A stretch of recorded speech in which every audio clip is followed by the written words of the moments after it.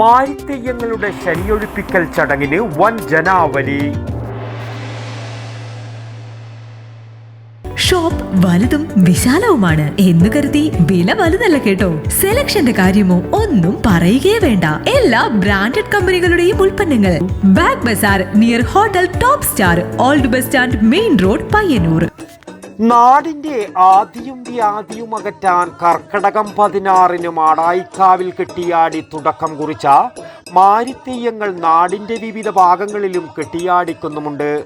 കർക്കടകം 17 നാളിൽ മാടായി KMPSന്റെ നേതൃത്വത്തിൽ മാടായി നീരൊഴുക്കുംചാൽ, പഴയങ്ങാടി, മാട്ടൂൽ അതിർത്തി, വാടിക്കൽ കടവ് എന്നിവിടങ്ങളിൽ ഇരുസംഘമായി രാവിലെ മുതൽ വീടുകളിൽ ഉറഞ്ഞാടി.